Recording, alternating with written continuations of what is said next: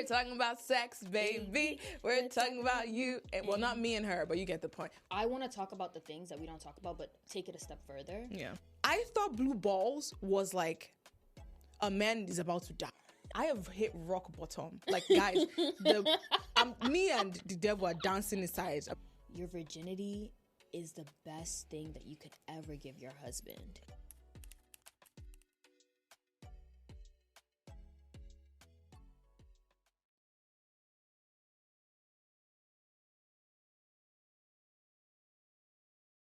This is our crossover episode. Yay! Applause, applause, applause. Okay, so if you're listening to this, we're probably going to have the episode be on our YouTube channels as a crossover, but then you can listen to it on Ismatou's Spotify and on AITL Spotify. Well, this is my first crossover episode. Is this your first ever? too? Ever. Oh, wow. I've never collabed with any other podcast. You're my first too. Really? We're each other's Oh, first. oh my God. I can't believe we lost our crossover. Virginities to each other. I love that. It's very pun intended. It is. Very pun intended. Oh, guys, we're so nervous about this episode. I don't think you're nervous. I'm nervous. What? I feel like now I'm nervous. Okay. First of all, Ismatou did everything. Like, she's such an icon, such a star. I'm learning so much from her.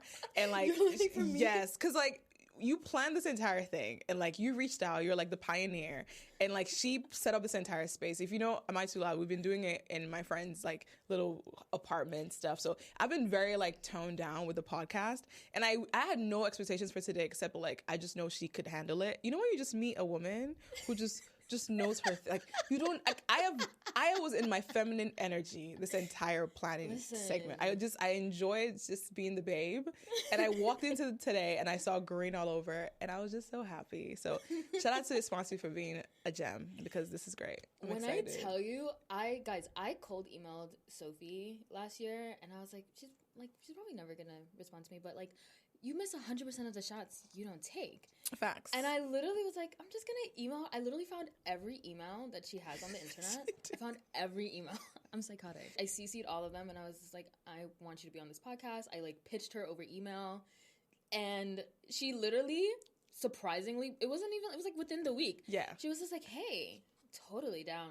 I'm just in Nigeria right now, but we can totally do this when I get back. And I was like, oh shit. Yeah. And I was like, I'm onto something. And then we finally had dinner. It was incredible. So good.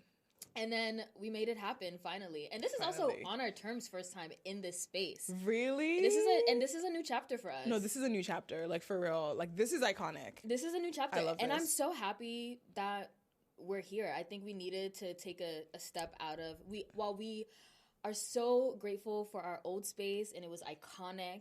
It was where everything happened, where all the conversations started, where I finally got the audacity to do this. We're on to bigger and better. Oh, I can't And that's wait. what this space symbolizes. Yes, this is a really nice space. Like, what? Listen. Even like walking around the campus, I was like, oh my God, this is really nice. I mean, it's a creator campus. It is. I feel like, we'll get into that later on maybe, but being a creator, like, finding spaces now that are dedicated to creators for me is insane. Like, we used to like struggle to be respected as creators, and now like there are actual spaces dedicated to our jobs. Oh, it's an economy. $1 billion economy. Yeah. Which is absurd. And you know, it's getting serious because I think McKinsey has like a head of like creator strategy or something like that now, where it's like dedicated to, which is really serious because that means like companies are asking for that, or asking how they can use creators to drive their brand strategy or to define their brand. So that's a big win for the girls. Yeah. I mean, it's a multi-billion-dollar industry, and anyone who's not paying attention to it they're sleeping on something special. Exactly. They really are. Exactly. So tapping now. Tapping, guys. Watch the space. Okay, so what are we talking about today? We're talking about sex, baby. We're talking about you. And, well, not me and her, but you get the point. We're talking about all the good things, all the bad things that may be. Let's talk about it. Let's talk about sex. Guys, I always talk about sex. I was like,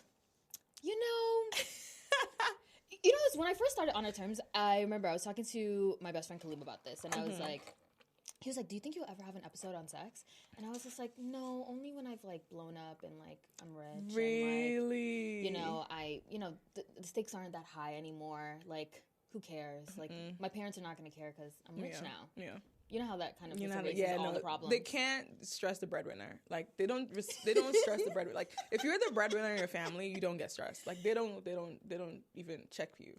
Like you can do whatever you want as long as you're liberated. You actually bought your freedom. Every African child that is successful bought their freedom. I'm telling y'all, that was the secret for me being who I was. I just bought my fucking freedom. I was like, you're not paying my tuition. You're not paying for my accommodation. I have a whole job. Like, besides loving you and caring about you, why would I be listening to you? End the story. And they honestly stop caring once the direct deposit is hitting. They do. Consistently. Oh, so, that direct deposit. I don't... Shout out to Chase. I haven't reached that point yet, but honestly, I was like, if I'm going to do this, might as well do this. And I am financially free. Exactly. Period. So. But I also feel like, just to clarify for why because I honestly, first of all, I was talking to a friend the other day and I was ranting about like my career trajectory and all that stuff. And they were like, like if you want to work with certain brands, like maybe like you shouldn't talk about sex all the time because maybe the brands that we want to reach out to you are condom brands and da-da-da-da. And I was like, First of all, I would never work with a condom brand or a sex toy brand. No offense to any creator who does that. If you see me working with a sex toy brand or a condom brand, I have hit rock bottom. Like, guys, me and the devil are dancing inside. I'm telling you right now. If you ever see me do that shit, just know that's why. But I remember telling him, I was like, see, that's my issue with why I always want to talk about sex and I want it to be the norm. Because within our society, because we've made it such a taboo topic, young girls don't know better. Young boys don't know better. Mm-hmm. People don't know better. Like, people don't understand what consent is. They don't understand what sex is, what orgasm is. They can't recognize it. They think they're giving their body away to something. They think they're taking their body away. They think they're... Like, there's so much misinformation around sexual needs and wants and desires that if you don't talk about it and make it just... It's just that thing. It's always going to be a problem. So many horrible things in this world hide in the shadows of like not talking about these topics. Mm-hmm. Yeah. Like so many nasty things get to live in the darkness because this is taboo, and as a society we don't talk about these things, and it makes you think, at least for me, when I started this podcast, I was like, you know what? Like, I want to talk about the things that we don't talk about, but take it a step further. Yeah. Because if not us, then who? Because clearly, no one's going to do it. It's always up to the Black women. No one, literally, all the time. I think that, like, even for me, too, thinking about how much I've grown and the kind of questions I always wanted to ask, I just never understood why young women... the conversation around sex was so taboo for us, but it wasn't the same for men. Wait, we didn't even introduce the topic, did we? I'm so sorry. We kind of, maybe not really. We sang just the sort song. Of jumped in. We just sang the song. Okay, guys, well, do you want to introduce it? And then I'll introduce it for me. Today we're going to be talking about navigating sex as Black Muslim women. Yeah, essentially that. And it's gonna be a lot. It might actually have to end up being a 2-part series because we have a lot to go through. We have a lot of topics to hit. We're gonna talk about it all. If you ever wanted an intro to Sex 101, this is it. I'm telling you right now. And I also think if you're not a Muslim woman, I don't think you should necessarily bow out of this conversation because you're like, oh, this isn't for me. I think maybe I'll speak personally. I wanted to introduce being a Black Muslim woman because you should understand the bravery that it takes for both of us to be sitting in this room right now and wanting to have this conversation around this topic. We do not have conversations around this topic. I've never spoken to my mother about sex, like, ever. None of my aunties, we don't speak about it. In fact, you know when, like, you see Bridgerton where they're trying to, like, talk about, like, the pinnacle? I don't know if you've watched Yes, Bridgerton. no, I have. Like, I talk about the pinnacle. Like, that's kind of sort of how I grew up understanding sex. Like, it was in terms, like, your flower. It was, like, make sure they always have some the weirdest analogy and I never understood it. But then you have men just going about life knowing every single thing that they had to know about it. So for me, I wanted us to have this conversation, because if you're a young girl who's curious, if you're someone who's sexually active but your parents don't know, if you're someone who's already sexually active but your parents know, if you're someone who just wants to understand what these feelings are, this episode will be for you. And I want you to take it from two people who are asking questions because they were scared to ask them before, but now they sort of have no choice and they're growing with that. You did that perfectly. Thanks. That was perfect. Yes. I wish I had something like this. Yeah. When I had feelings or didn't understand what sex was, there was no content that I felt like could relate to me as a Black Muslim girl. Yeah. Who, you know, I knew this was something I shouldn't even be thinking about or engaging with. I couldn't ignore the feelings that I was curious about this thing. And I don't know about you, but I was the type of girl, like, I want to find out. Like, I'm going to find out. And that's the scary part. It's like when you're finding out, we hope you're finding out under safe methods, you know, under safe, but most of the time you're not. And I think that's why this is important too. Exactly. Let's get into it. Eee. Okay. So when did you first realize sex was a forbidden topic? Really early on. Mm-hmm. Like, I think before probably my brain even formed. Like, I was like, I shouldn't say this. I shouldn't say this. I shouldn't be thinking about this. Think about, like, how young they already start conditioning you. Mm-hmm. Like, oh, go put on a long dress. Your uncle's coming over. I don't think my audience would know. Where are you from? Like, what country and stuff? So, my family's from Guinea, and I'm Fulani, and... I didn't know that. I think I did. Did I know that? I try to introduce myself as just Guinean. I try to, like...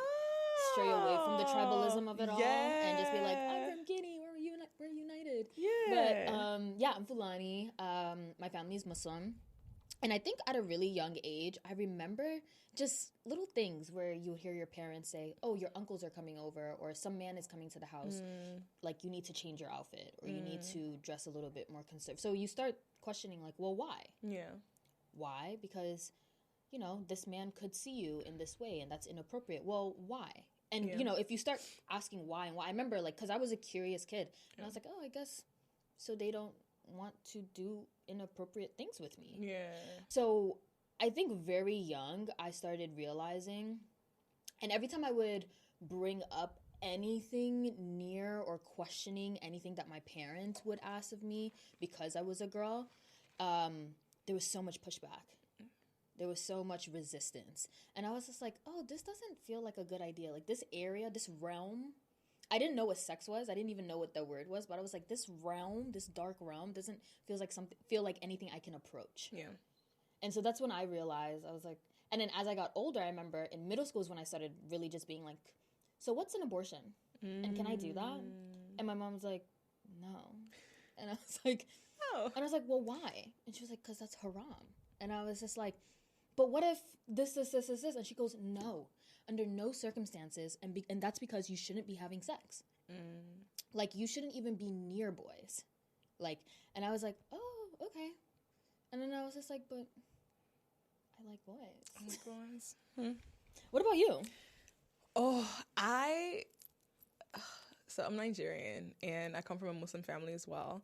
And I have a brother who's 10 years older than me. And I don't know, this is too much. Am I too much? Never. Phoneerotica.com. Okay. I don't know when. I don't know how. I just remember I was young enough to, like, know where my brother's phone was. And I knew that he would always have phone. Not me calling him out. But he would always have phoneerotica.com on his phone in some capacity. What is Phoneerotica? It was a porn site. Oh. Yes. And this was, I think maybe I'm like 7, 8. Because at this point, he's 17, 18, maybe even younger.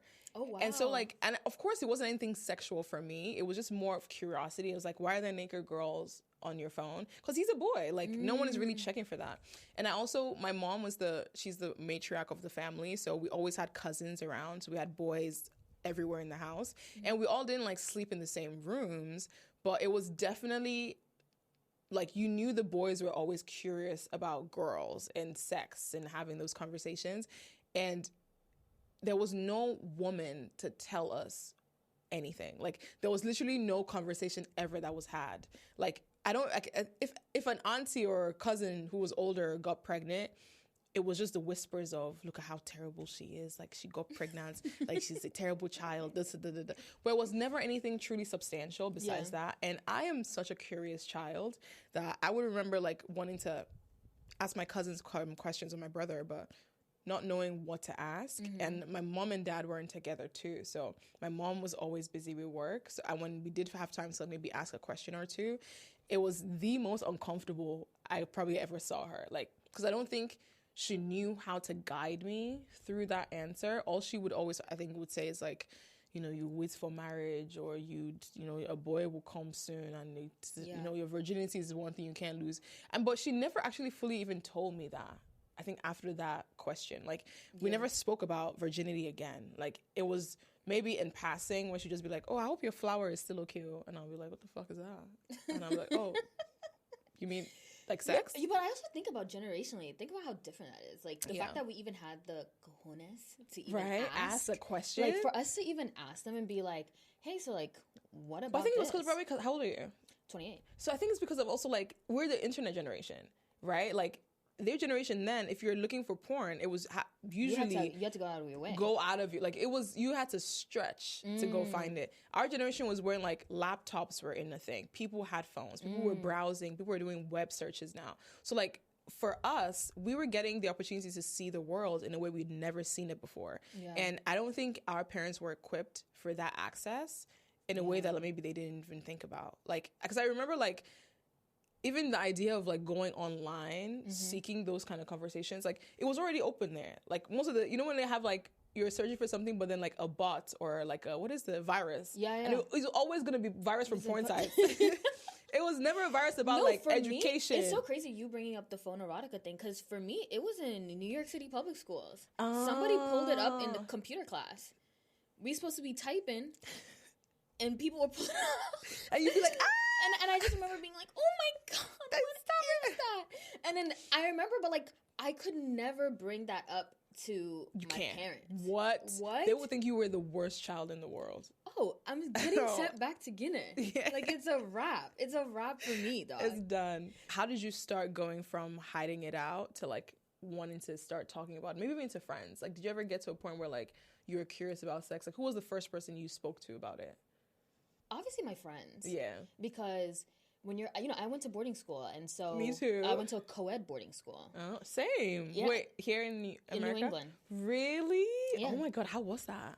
It was insane. I can't imagine. Insane. That's like a whole nother I was about to say, that's a episode. whole... Have you ever done an episode on boarding school experience in America? I haven't, actually. You should. Well, I kind of did. It was about, like, how black girls and black boys have such different experiences. And it was like, mommy, why do the black boys fit in more than me? That's it's a whole other thing. I cried. It was, my God. Yeah, it was dramatic. It was so dramatic. Never drama. And, you know, there was this thing in boarding school called walkbacks. Okay. Where around from, like, 7 to 8, right before study hall, everybody gets walked back. After dinner? After dinner. From the jig, and it was after everybody, like, went into the nooks and crannies of the school.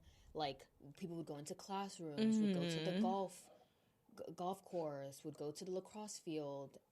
People would be having sex in the woods. And I remember I would hear people saying, like, oh my God, did you hear this person had sex with this person, or this person got caught by school safety in the history classrooms? And I'd be like, the sex thing you people what are doing. That? Yeah. I'm not doing this stuff, because as a black girl in, like, a PWI, just to, like, paint a picture, in my class of 200 people, there were, like, maybe 3 black girls. What? Yeah. So, like, it was... Were you desirable, though, like, in that sense? No, I wasn't. Oh, do you think that was a factor in, like, how you felt around sex then? Absolutely. Oh. Absolutely, because black women were nothing on that campus. Like, I say that all the time. Like, we were not seen. Like, the black boys didn't want us. The white boys were not checking for us. And but I had a boyfriend at my rival boarding school.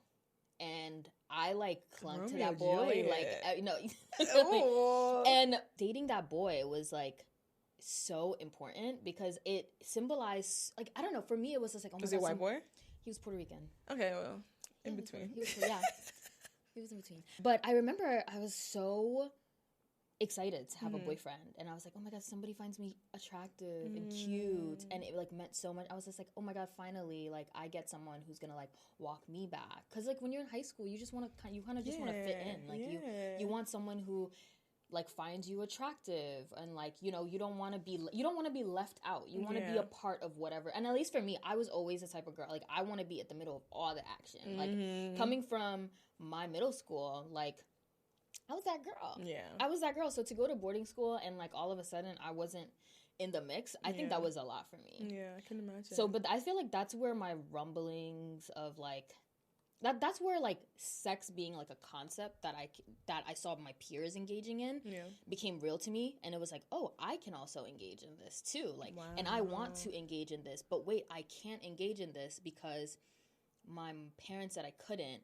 But why? But I want to feel attractive. But like, in order to like feel attractive, and for some reason, it felt like you had to engage in this thing. And so, because I didn't really have anyone to talk to about it, I was kind of desiring to be like this sexual being, and desiring to like do things that I didn't even really know what that entailed. You know, like obviously I knew you can get pregnant, and like I watched Teen Mom. Yeah. We all watched Teen Mom, yeah. We all watched Teen Mom, and I was just like, oh, I can't get pregnant. Like, that can't happen. But I knew for a fact, I was like, there's a conflict happening here. Like, there was something really just, like, I remember feeling really torn about it. Yeah. And having a boyfriend was a big deal to me, but, like, I, like, never told my mom.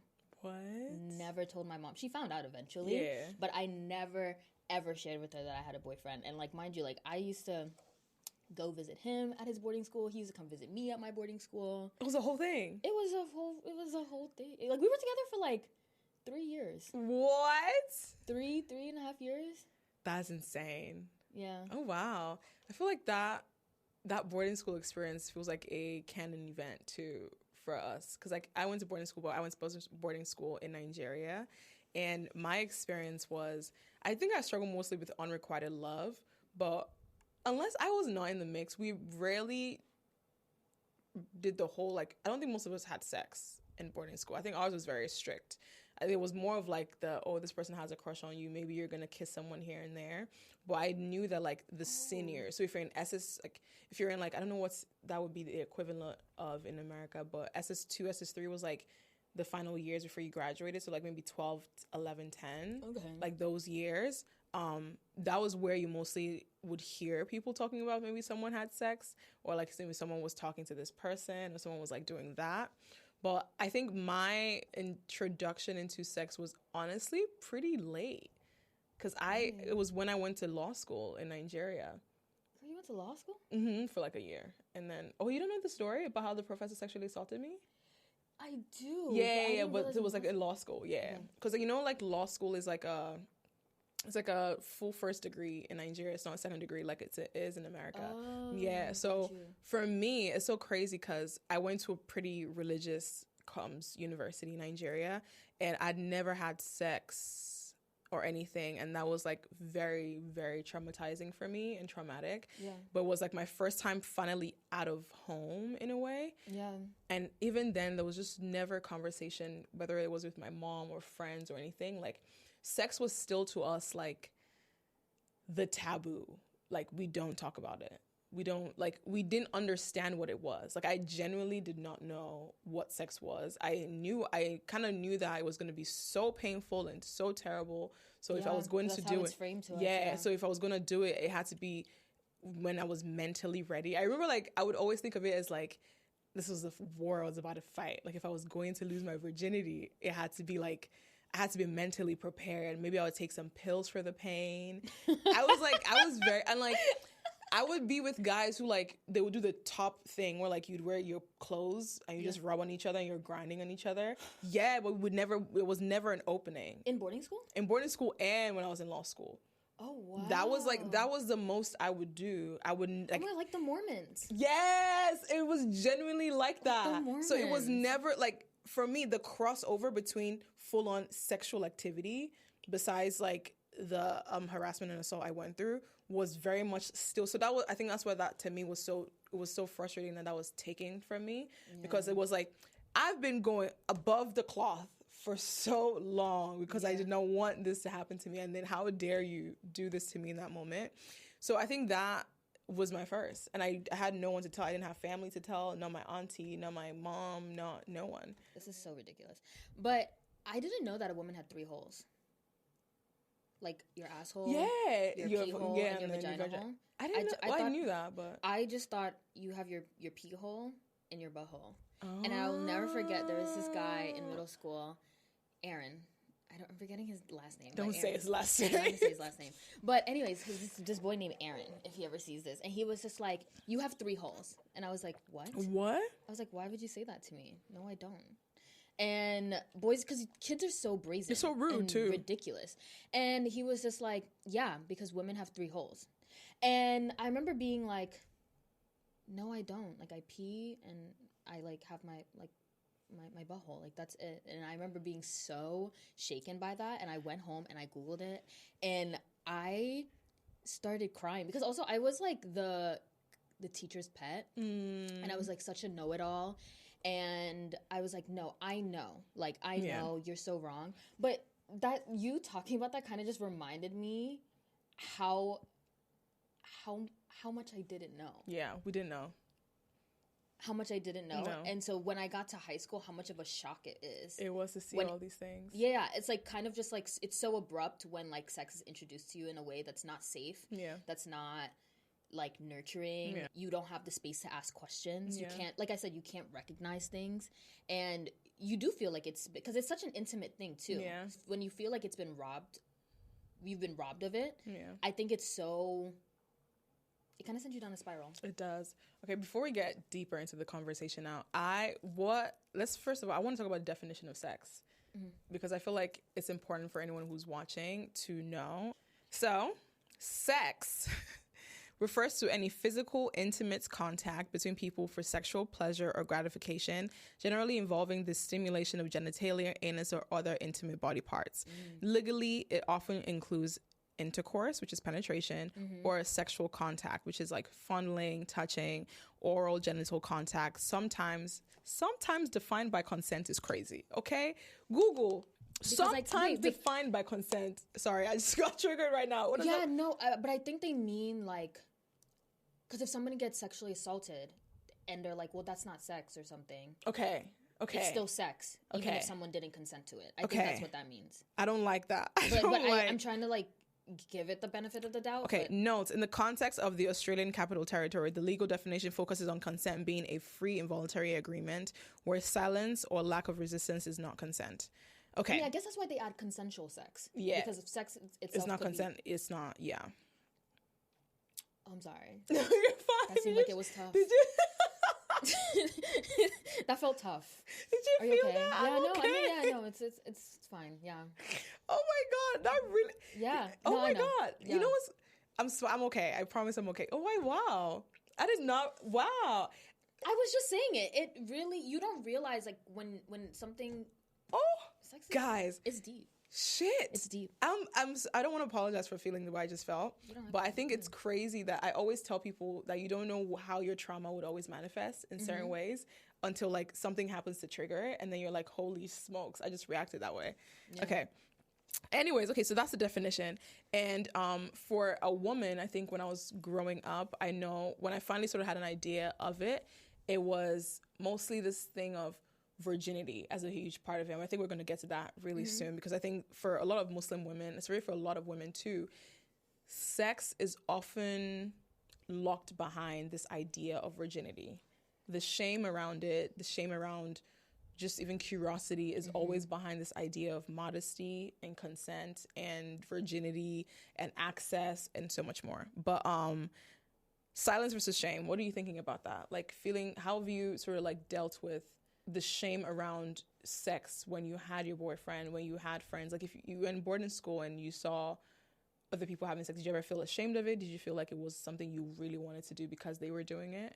Definitely. And I think that adds into like why you hide it, or why you, like, if you have these desires, you don't talk about it. Like even in this interview, we're going to get to this at some point. Like you're definitely a lot more open than I am about talking about sex. Like you can insinuate whatever you want, but I like feel power in the fact that I'm still connected to my extended family, and like I know how they would like feel about me speaking about it. But I remember like feeling like this is something that I'm gonna have to keep to myself. Like I'm gonna have to take this to my grave.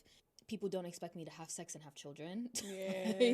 like no one's ever gonna find out that I am interested in this thing or want to do this thing. Like I'm just gonna keep this to myself. And I would say like also on top of that too, like it's taken me, I don't know if I've still dealt with that shame too as like a 28-year-old woman. I'm about to be 28. Like I think it's something that I'm still working through. I've had so many realizations in my mid-20s about different relationships I've been in, unsafe situations that I've been in that I reflected on, not being able to recognize like sexual coercion by the, you know, and how 5 years after the fact, I'm like, oh my God. Like that was crazy. Or being able to advocate for myself in certain settings because I didn't know that I could.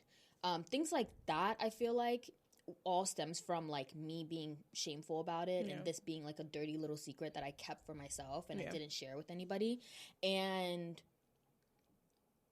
you know, if I had much more healthier conversations around sex and the conversations weren't just don't have sex, like I feel like that was a sex talk, like don't have sex, don't do it, don't think about it, don't engage with it, get married, and then we can talk about sex.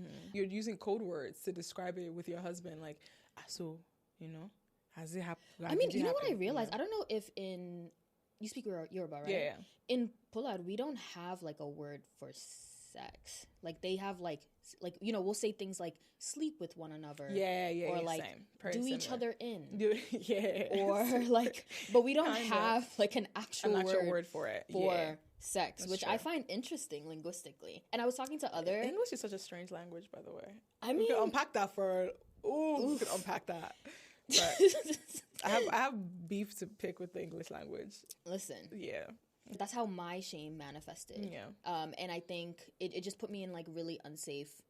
I think it earlier on in my like my late teenage years, early 20s, it put me in unsafe situations.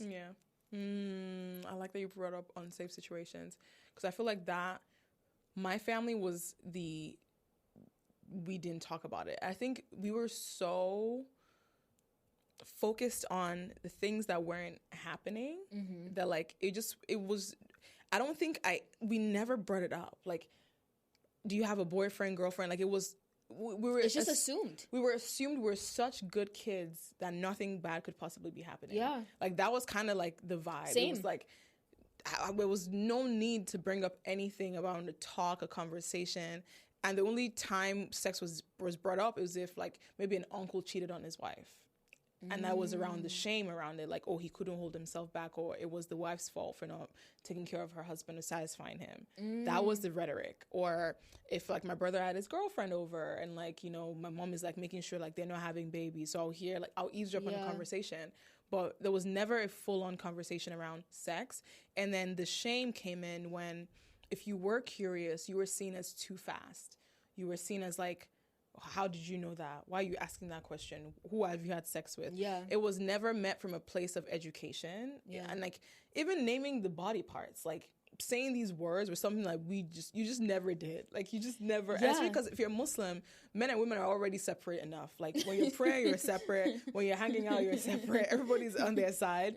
So it's very rarely a time where like you're all together, and the expectation too is like when you do end up getting married, like we're the ones that are gonna pick you and the husband, you guys will grow together, and then maybe he would teach you what you should know, which is crazy to me because when has a man ever been able to teach you anything good?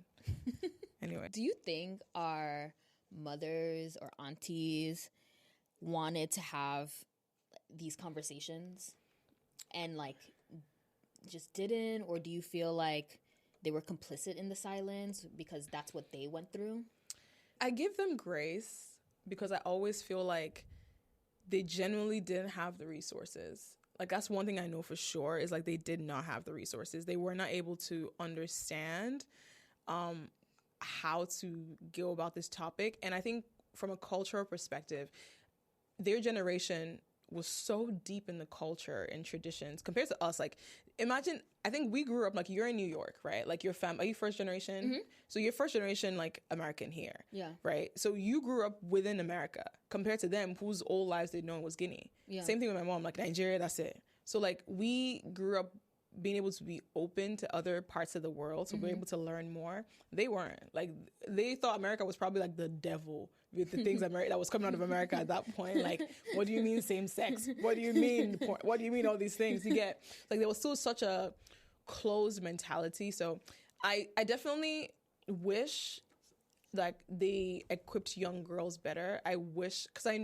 my mom pisses me off a lot because, like, I know she could have talked to me about it. Like, because she was in the UK. She went to the UK for her master's. She knew some shit. Like, she could have. Like, you could have sat me down and told me the name of the vagina. You could have told me about a penis. Like, she could have done it. And maybe there's also this idea that when you teach kids early, they might be curious and want to do it. Yeah. But I really think the science. Fear. I really think fear. Science shows that when kids know, then it's not it's not fun. Like, I can imagine going into school and someone's telling me, oh my God, like, you know, I'm going to have sex. But my mom has already told me what sex was. I already understand what it means. There's no allure with it because I now get it. Like, You know what's so crazy? I have more of a, like, Yeah. I want to do it less because I know.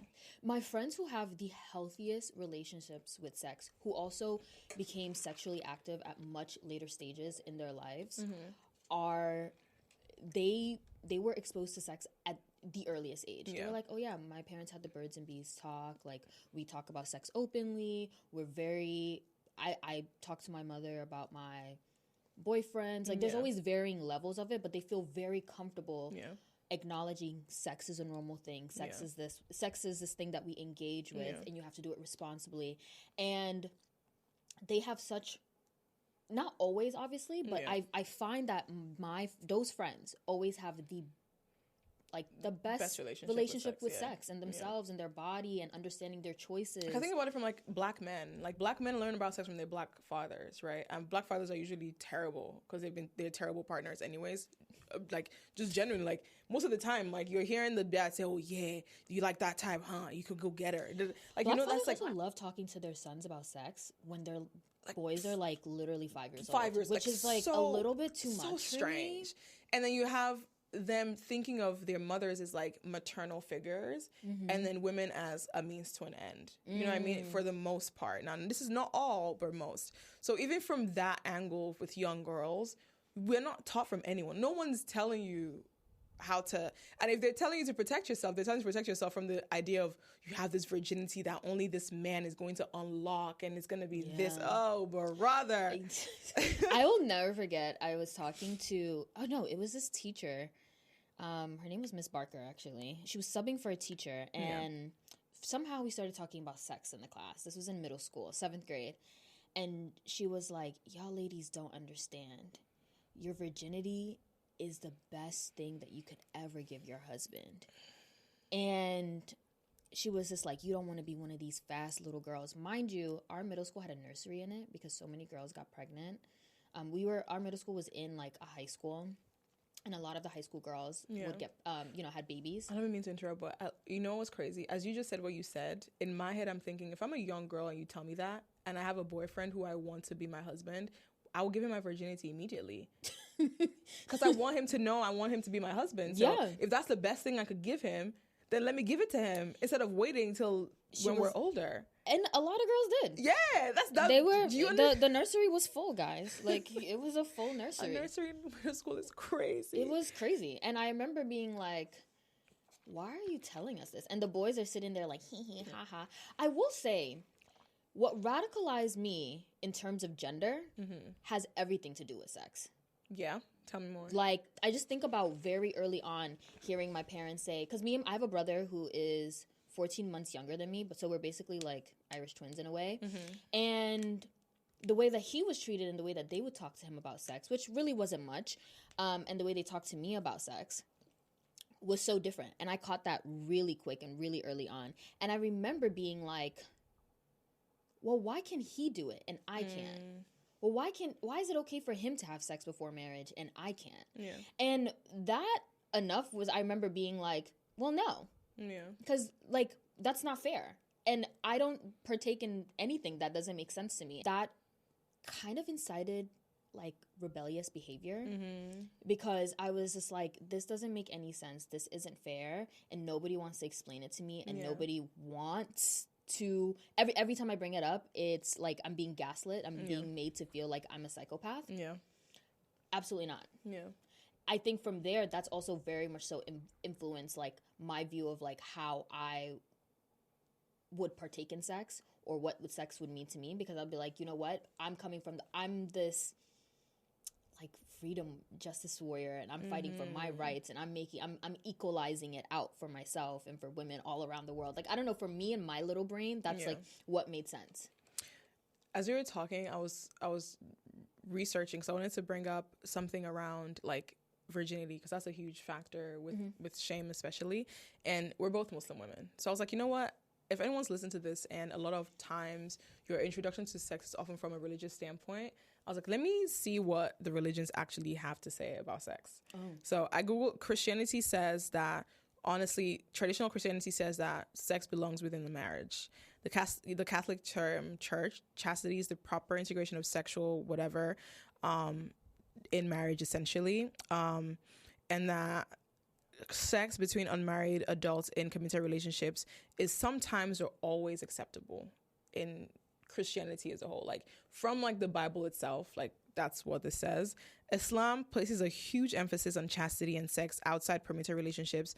Is considered is generally categorized as zina in Islamic law, which means that within marriage alone. Marriage is treated as the proper framework for sexual relations in Islam. In Judaism, it's more nuanced a bit. The Torah does not straightforwardly ban premarital sex in a way, but it does ban adultery. And traditional Jewish teaching still treats sex within marriage as the ideal, holier context. Hinduism is the least one. It contains strong praise around sexual restraint. So the idea is like, keep like the sexual needs, like if you have discipline around sex, then that's like the best way. And the emphasis is often less virginity is at all cost, and more your sexuality should be governed by like the stage of life you're in, your social duty, very personal.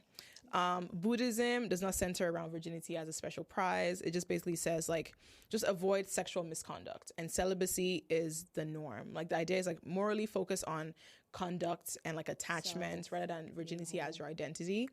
And yeah, that's pretty much it. So I think it's interesting. What made you look up that? I was thinking about that if we're talking to young girls or just whoever's listening to this around sex, what I wanted to understand when I was starting out was, if this is this thing that brings pleasure to a lot of people, right? At what age should I start? Should I be starting? What is sex? And for me, when I was coming from a Muslim background, it was oftentimes cultural norms that policed my behavior around sex. And a lot of ways religious norms too. But I was like, I never actually also Googled. Like I never actually like checked. I've never actually said, what does Islam say? I just knew that I was supposed to wait till marriage because it's ideal.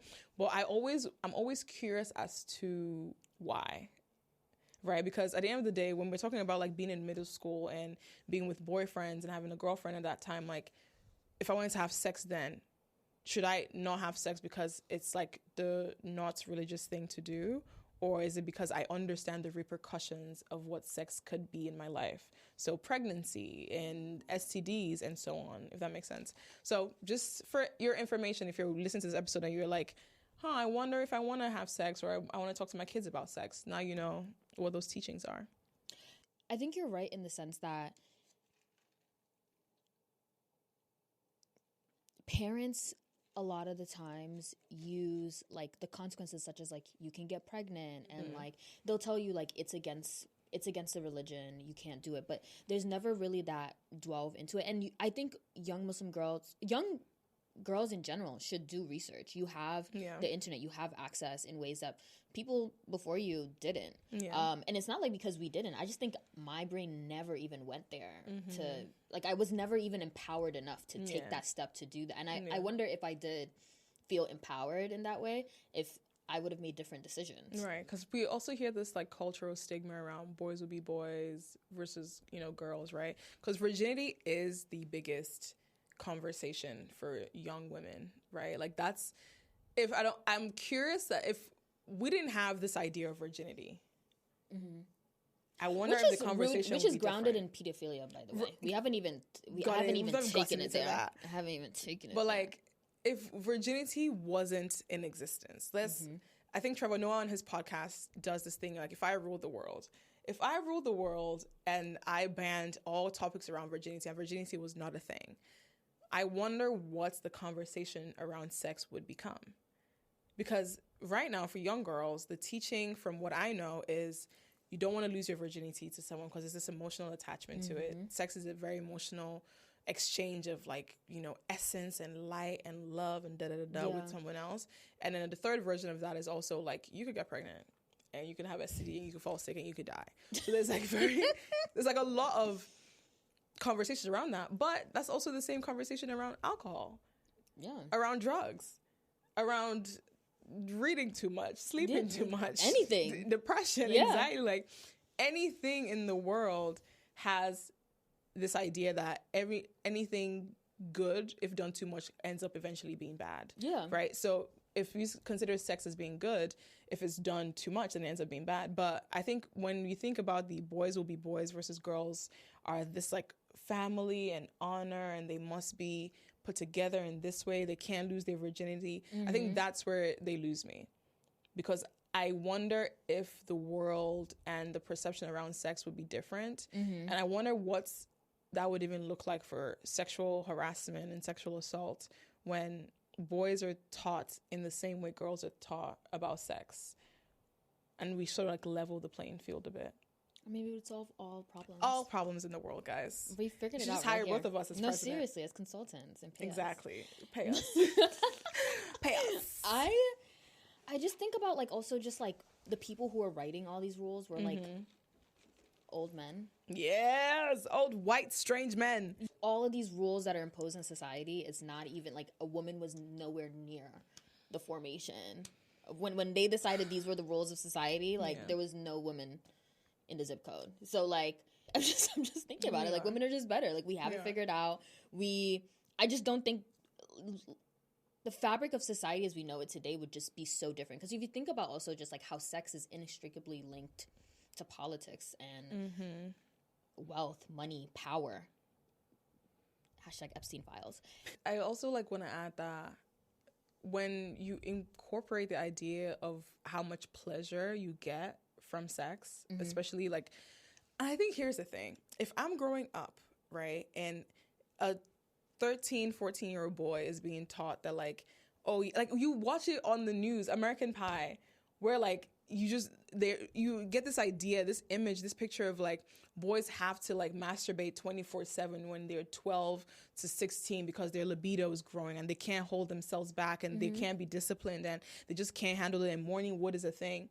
So they already have all this knowledge poured into them. And for the girls, there's no conversation at all, except, which is so sad to me, is like your period starts. And that symbolizes your journey into adulthood. You're a woman now. And you need to watch it. And you need to watch it. So it becomes less of an exploration of who you are as a person. Like you're not taught about like PCOS and PMDD and, you know, your blood and taking care of yourself. And you're taught hide. You're taught hide. Oh, you're a woman now. Don't let a dick come near you. Don't let this, like they make the experience for women, young girls, so scary when it shouldn't be. I also think about the girls who got their periods so early. Oh, like 9, 10 years old. Do you know how traumatic that is? Like for you, and like everybody around you is now looking at you, judging you, like, oh, look at you now. You could potentially be fast and you could get pregnant, so you need to hide yourself. And as a young girl listening to that growing up, you're like, okay, I have to gear up. But then there's some guys like a Power Ranger. Like, gotta fucking Power Ranger. You gotta close your legs. And then what's sad about that is what I've also seen is this is around the same time where you start liking boys or girls, wherever you like, and then there's no outlet. There's no outlet. There's no one to talk to about these new feelings you have because you are guarding this secret. Your legs are supposed to be closed and you mustn't open it. Yeah. But the girl who opened hers got the guy you like.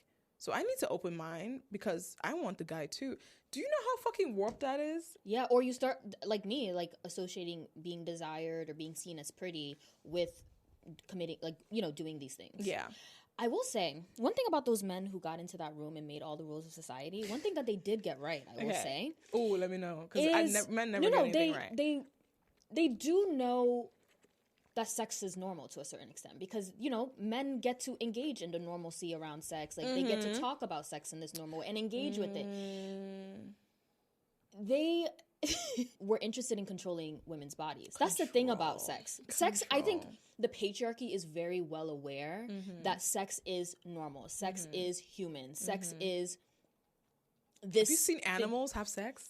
I know. Like, God damn it. No, and like, think about all the rules around sex. It's men can engage with it normally and like, you know, experience it and experience the pleasures of it. It's women. No, you guys need to just be a breeding ground for us. Like, you guys need to just be reproducing children. You guys are our property. You guys are, you know what I mean? Like, we have control over your bodies. And if we have control over your bodies, like, we tell you when you're going to have sex or not and how you're going to have sex and who you should have sex with, because it's for our pleasure. It's for how we as men, how we want to utilize this tool or this. Some of the best men I know are the men who are well educated and well disciplined around sex.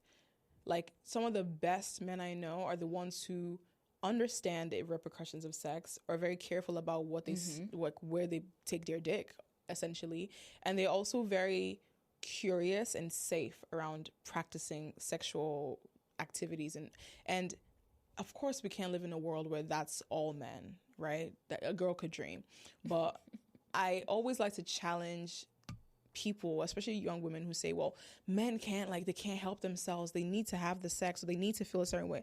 No, they don't. They really don't. Like, they can control themselves. They can control it. Like, as a young girl, if you're listening to this, I promise you that young boy who is telling you that he really needs, like, he's going to get blue. Oh, the amount of blue balls conversations I used to have when I was younger, that they used to bully the fudge out of me. You never got that?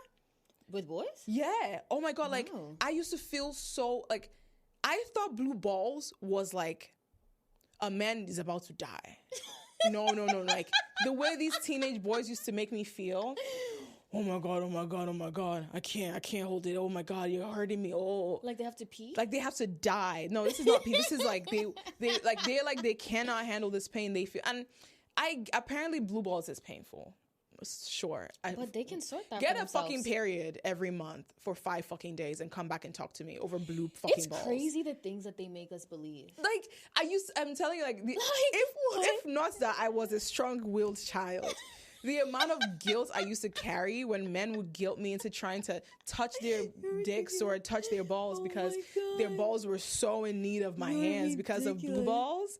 And I know, like, as young teenagers who are exploring that, a lot of times that's the message they get. You think about, but this is why I'm laughing, but this actually just like something went off in my brain. Like, when you're in a relationship with your boyfriend and he's like, I have blue balls. Yes. And this is someone that you like and you want to get to know so better. Bad. You feel like shit. And you're like, wait, I don't want to do this. I don't want to make you feel bad. Like, you know what I mean? Like, I want to make you feel great. Like, you have my blue boyfriend. Oh. You know? Like, I have to fix this. I used to want to cut his ball off. I used to be like, but seriously. Let me slice it open. Let me see how blue it really could get. Don't piss me off. No, like, I just got triggered around that because blue balls used to piss me off. So if you're listening to this, the man will survive. If you don't, like, I know we're laughing about this, but yeah, no, we're honestly trying to toe a very sophisticated line. Yeah, of like humor, fun. It's like sex is fun, but also like it's serious. It's serious. It's educational. It's and necessary. It's necessary. But and I want you to unlearn a lot of the things that you've probably learned about sex. The thing is, we're trying to toe a very sophisticated line because we want this to be a fun conversation where you just hear your older sisters kikiing, but also there is a level of seriousness to this because sex is serious, which I understand why our parents felt the way that they felt and like you didn't want us to, because it could dramatically change your life. Like a child could dramatically change your life. Getting an STD could dramatically change your life. These are not baby topics. These are not, in our language we call it samakala. Like, this is not a joke. It's not a joke. It's not a joke. Like, it's a very serious thing. But also, like, these feelings and desires need an outlet and need a space where you can talk about it in a lighthearted way, so that you can ask questions and you can feel empowered to do that Google search. And you can also feel empowered to advocate for yourself when you're in these situations, so that you're safe, and so that you're also enjoying it, and you also understand that you deserve pleasure, and this should be a pleasurable experience for you. Yeah. I also think that, like, for us, when we talk about sex, it's oftentimes, when, especially as young women, it's talked about it with relation to a gift to be given to someone else, or it's less about you and your desires and more about how your desires need to be focused on the man.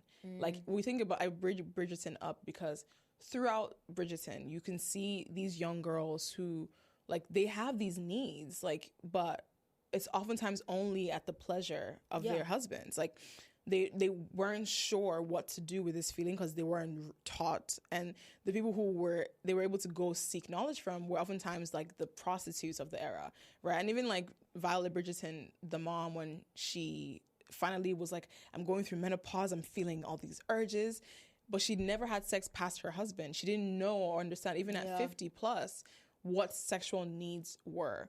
And it was only in relation to a man. And I even saw discourse online where a lot of people were like, oh, she should have followed him because he was so nice to her. And I was like, no. I love that they didn't make her story arc be, so she found a partner and now she's having sex and she has a husband now. She's finding herself.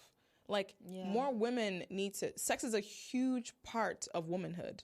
It is a huge part of womanhood. And for it to be connected constantly to an idea of pleasuring a man, for me, is such a disservice. It has nothing to do with your body.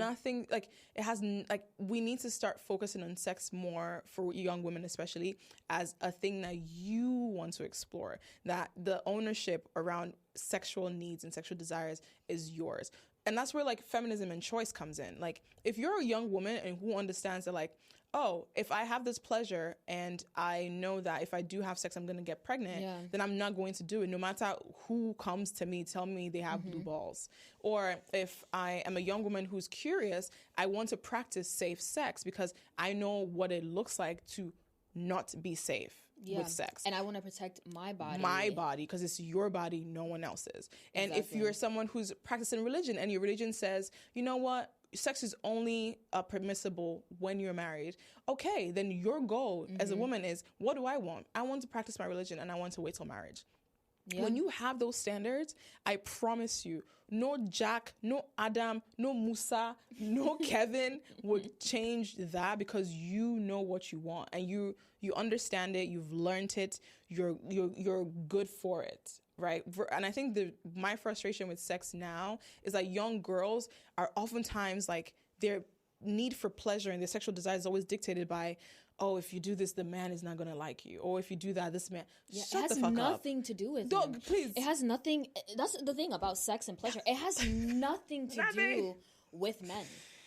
Girls, gays, women, ladies. We want you to know, as your big sisters over here, if you're watching this as a young girl, like, if you're young, right, Google what sex is. Understand the repercussions of sexual education. Understand sexual desires. Like, be brave in asking someone and be curious. Not curious to put yourself at risk, right? But curious enough for you to know and be educated about your needs and your wants, and have nothing to do with it. Because most times, too, if you grow up in a family where you don't talk about sex, your first introduction to sex is when a boy is telling you they want to have sex with you. So now all you're thinking around sex is, oh, this boy says he can put his thing in mine, so now I gotta listen to what he says, versus, oh, you want to have sex with me? No, thanks. I'm not interested. And you can say that with your chest because you know what sex is. And you and also being able to advocate for your pleasure too. Like, oh, this doesn't feel good. Like, you are not Did you see that TikTok? Like, we're going to get to the pleasure, but the TikTok of this girl who was like, raise your hand if you've never come from a guy. Oh, I did see that. And everybody in the comment was like, yeah, girl, we haven't. you can't even get to that point if you don't even feel like your body is your own.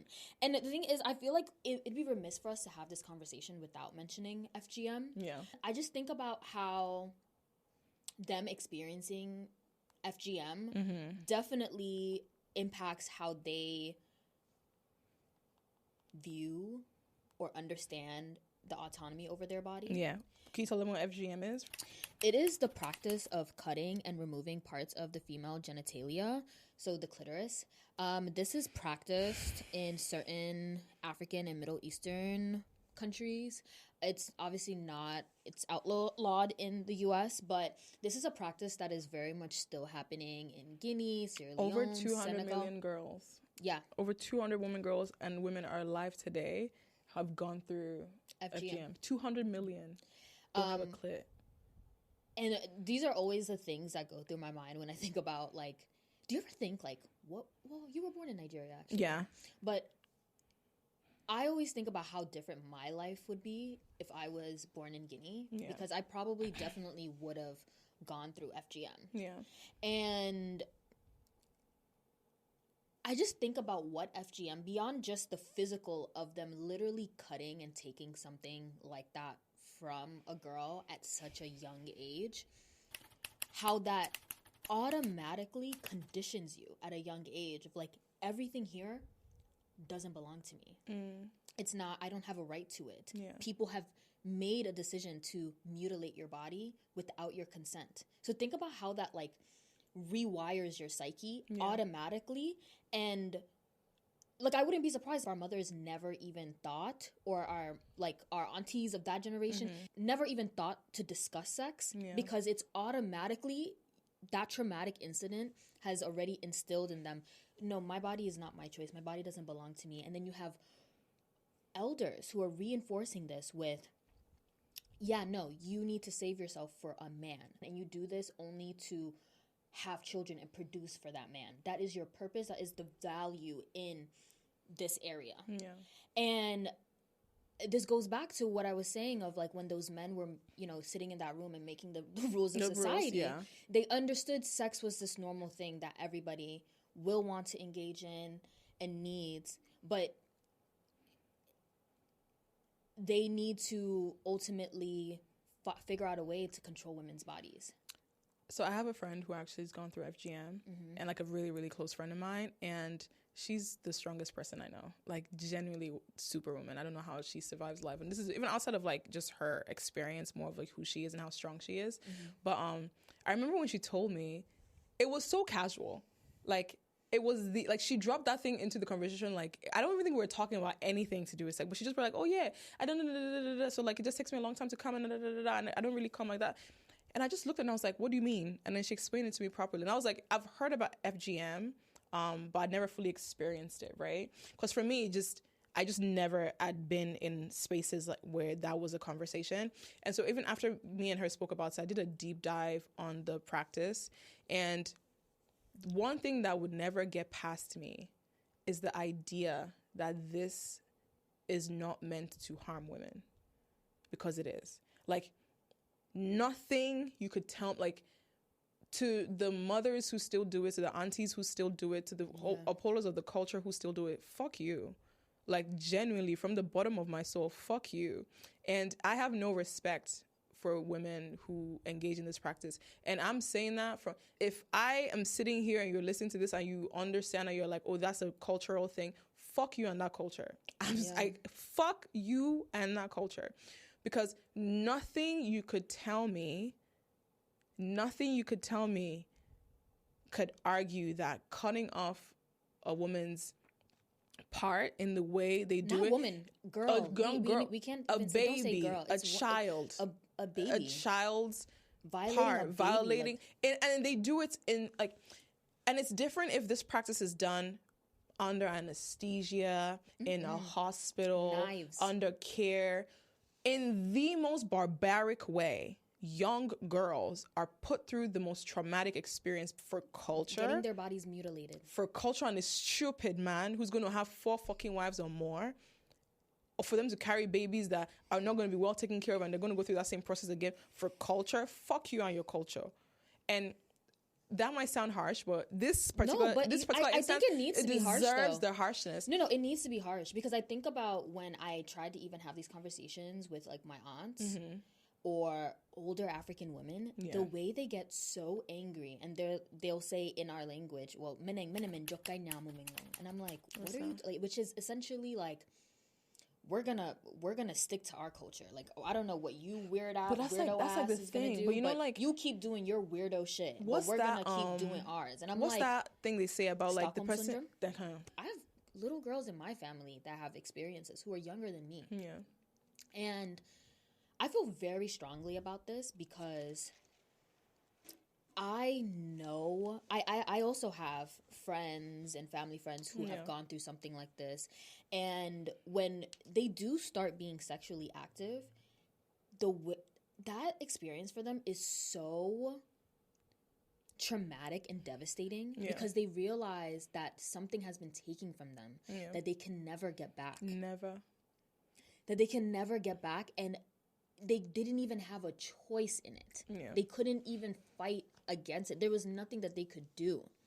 And they have to find ways to, or have to relearn or reteach their body ways to have pleasure. Or even to get to that point where to think and believe that they deserve pleasure. It's a lot of therapy. It's a lot of therapy and work, and you have to have resources for things like that. So now think about the people who don't have those resources. And that's why I always, when I look at it, because it will probably be I don't, people in like West Africa are talking about like trans children, but I always just think about when, you know, the conversation around trans children come up and people are like, trans children don't exist. Kids shouldn't be able to mutilate their bodies. And there's all this concern about mutilating bodies and this, that, whatnot, and the third. There are what? You said 200 million? What? 200 million girls. Millions of girls every day. Baby girls are getting mutilated. And nobody gives a fuck. Nobody's saying anything. Mind you, it was Adamu Etapo. So it's not about y'all actually giving a fuck about kids. It's not. It's not actually, you guys don't give a fuck. Clearly y'all don't care about kids. They don't. Epstein files. Y'all do not. Fucking files. Clearly y'all don't care about kids. It's about controlling little girls and conditioning them. And that's how deep this thing goes about sex. Like, it's that deep. Like, for me, it was obviously, you know, I had a cute, don't talk about sex. But for some girls, it's actually deeper. You guys are cutting off parts of girls' bodies to teach them at a young age that sex is not something that belongs to them. Sex is not something that they should engage in. Like, that is their sex talk, if you think about it in itself. You will not have the cojones to talk about sex because it's literally been ripped from you. Which, I'm potentially maybe the first woman in my lineage that hasn't gone through something like this. And how generations of women before me don't, like, have had this thing ripped from them, taken from them. And when I think about it like that, and when I think about, you know, a lot of, you know, when we say what our mothers have gone through, I can't help but have grace and, like, feel bad for them when they do even say things like, we're going to chase our culture. Because the plane of reality that you exist in, like, I can't even fathom it. Like, I can intellectualize it and, you know, theorize around it and have my opinion and everything, but I can't even fathom to understand what having something like that done to me at that age would do to my brain chemistry. And I think that's, for me, that's even why it's so heartbreaking when women who are curious sort of, like, behave like they don't have a choice. Because in many ways we do have a choice. Like, your body has to be yours. Like, we are fighting so many wars in so many areas that our body genuinely has to be ours. If I was going to be canceled, dragged, for talking about women's bodies being theirs and women's choices being women's choices, let me be dragged. Let me be canceled. Let me be all these things. Because we are so powerful. Girls are so powerful. Women are meant to lead this world. I say this all the time. Like, we we are dynamic, we're intentional, we're emotionally intelligent, we're so many things that society, those weird men in that room, I've built these sort of like terrible systems in place to keep women down. And we hope with videos like this and episodes like this, like you guys begin to question a lot of the things you're learning, because that I think is the most important step. Like that's the only way that I think change ever happens. Like, did you guys know that like in the 40s, women couldn't have bank accounts? Yeah. Because they had to just get banks when their husbands got banks. That's brand new. That was it. Like this is all brand new. Working in corporate, girl boss. Women wearing pants. This is very brand new. Women even traveling by themselves. Yeah, like our grandmothers could never do that. Yeah. For some people, their mothers couldn't. And this is all because I was born into a certain like gender, into a certain role, into a certain life. You're crazy. You're absolutely crazy. Doesn't make sense. It doesn't make sense. It makes zero sense. I think it's really important to recognize what control is versus what culture and religion is. Because I do think control is disguised as culture and religion. Yeah. People's desire to control, men's desire, the patriarchy's desire to control women's bodies is disguised.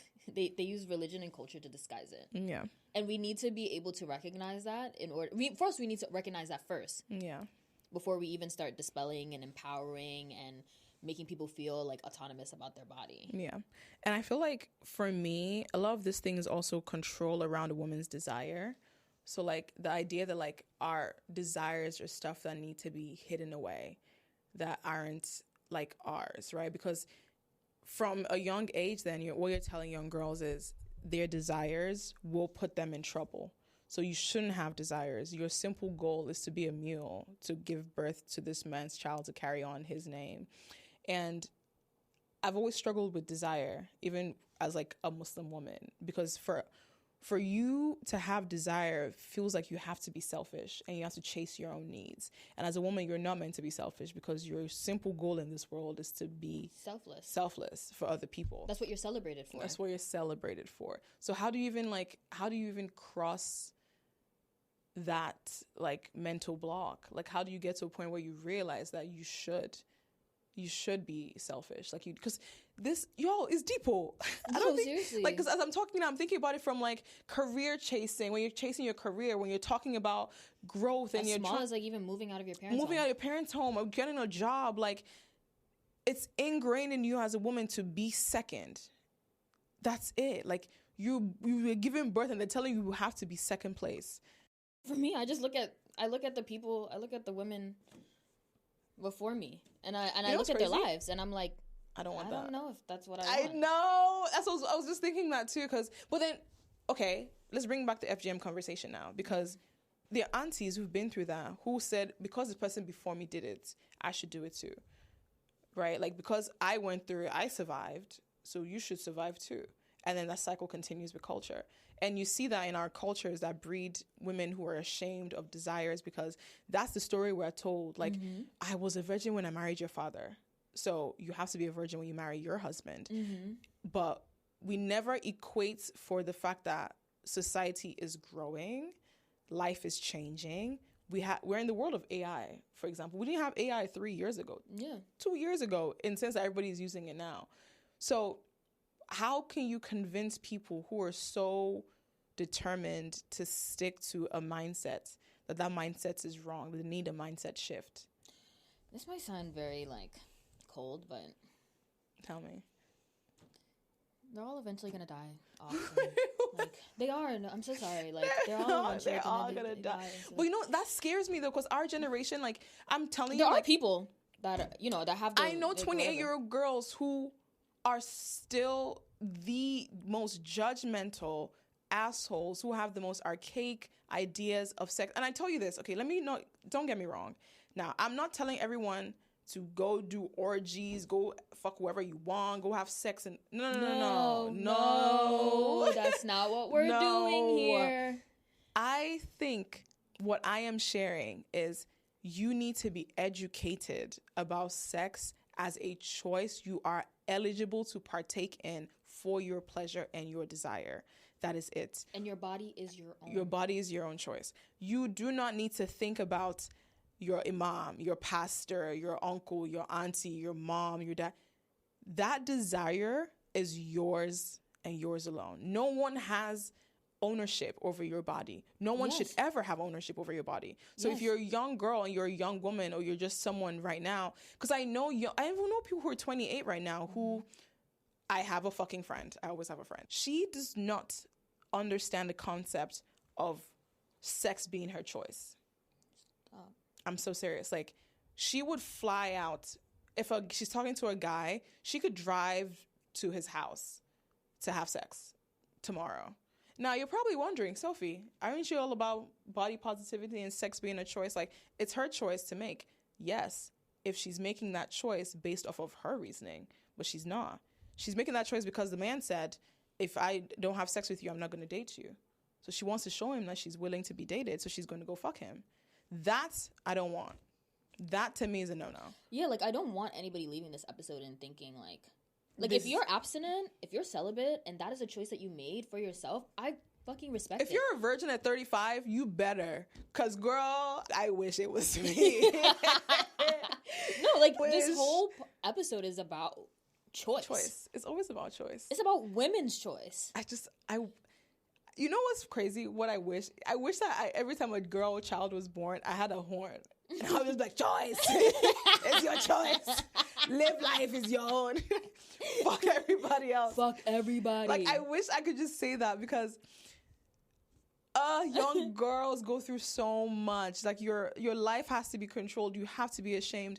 And it's oftentimes false empowerment when it's really just people taking away your control. It's always a journey back to yourself. I feel like women are, especially in your 20s, if you have, like, the access and the privilege and the space to do so, I feel like so many women, a lot of my girlfriends are always on this journey back to themselves. Exactly. Because people spend 20 years creating this journey for you, and you end up at a point where you're like, I didn't even want to be here. But that's for me, that's why I say, like, I look at the women before me, I look at the marriages, this thing that was, like, promised to me as, like, this is your ticket to sex, and you're looking at these marriages fall apart around you. You're looking at all these women that saved themselves for these men that are cheating on them, that are betraying them, that are going and having children on them, that are making their lives miserable, and then you're like, but you saved this thing for them. You preserved yourself for them. You did all the right things. And then you're like, you did all the right things, and look at how this person treated you. Yeah. And for me, doing the same thing and expecting different results is insanity. It's insanity. I really clocked onto that very early, and I was like, you did all these things and you didn't get anything from it. Yeah. So I'm just going to have to do it my way. Even if my way is fucked up and like I end up whatever, at least I didn't do it your way and end up in your situation, because I don't want what you have. Yeah. FGM is something that I plan on getting more involved in, because I feel so passionate about it. Yeah. And I think it honestly was a catalyst for me being brave enough to do this episode. Because, you know, I had a lot of fear. She did. You want to talk about that? Or we'll talk about it later? No, like... We'll talk about it. We'll talk about it some more, but I hope people understand that this is such a nasty practice that we really do need to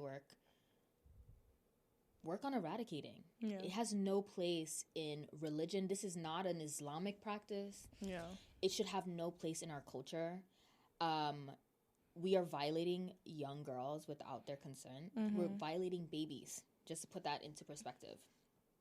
And we're going to link resources and to support nonprofits and how to fight against FGM. I think every African woman in the world should do their best to either support the cause or learn more about the cause, because there are so many. You will be surprised how many African women have experienced this traumatic thing. And we want to take the time to actually close out this part of the episode, because I know, it could be a bit of a trigger warning, and we're going to input a trigger warning at the beginning of the episode before we air this. But I thought it was important to discuss this in the episode because I don't think you can talk about sex as an African woman without talking about FGM. I think for me specifically too, when I think about FGM, it will always go back to taking away someone's choice, right? Like, I think human beings have a field day with taking away people's choices. That could be from wanting to take away people's lands to wanting to take people's ownership and power. And an educated girl child is one of the most powerful people you'd ever meet. That's why she's the most radical person you'd ever meet. A young child who questions everything is the most radical person you'd ever meet. No change in society has ever happened without question. Like, you are meant to be curious. And if you're from a town, a city, a village, a country that FGM is still very widely practiced, I hope you leave this conversation with us talking to your aunts and moms about it. I understand maybe their perspective and things, and it's not your job to try to convince them, but try your fucking hardest to convince them. Push the boundaries a little bit. You guys, if you follow my podcast, you know how much I share about how my mom is the strictest Muslim traditional woman you'd ever meet. Okay, maybe not too bad, but she's bad enough. And I love her down, but I think she's learned so much because I have told her, or I've helped her understand the art of questioning your beliefs, questioning the things you don't know, questioning things that you do know. And I think there's a beauty in the world when we question, because when you look back at it, the people who made these laws, they've died, and we're the ones still suffering it. So if we can make a change, then like the little we can do is try really hard to make sure that that change sticks. And to have 200 fucking million girls and women living with FGM as at 2026, and that could be 6.8 million girls could join them by 2030. That's the most disgusting statistic I've ever seen. Yeah. And no girl child ever deserves to be mutilated in that way. And honestly, one thing those white men in that society one thing they did really well is naming that correctly. Because I hate whenever there's something really terrible happening and people are like giving it a fancy name that doesn't say what it is. It is mutilation. Yeah. You are mutilating a young child. It's disgusting. It is sad, and there definitely needs some change. So yes, we're going to put some resources in the description. This episode is going too long, so it's going to have to be a 2-part series. It's going to have to be, because I feel like the next part, we're going to talk about, like, relationships, dating, sex, life. The real juicy stuff. The juicy stuff. This one was all about, like, you know. Education. This is what sex is, definition, religion, FGM. Yeah, and honestly, after the FGM, I think we should take a break. Yeah, seriously. I think this makes sense. Like, so, I think we need to let her settle. So, we love you guys, and we're going to see you in the next episode. Just coming up next week, right? Yeah. Well, the week after. So that's the next week. Yeah. Well, not next week right now. I meant like next week for them. Yeah. So we'll see you guys next week. Okay. Bye. Bye, guys.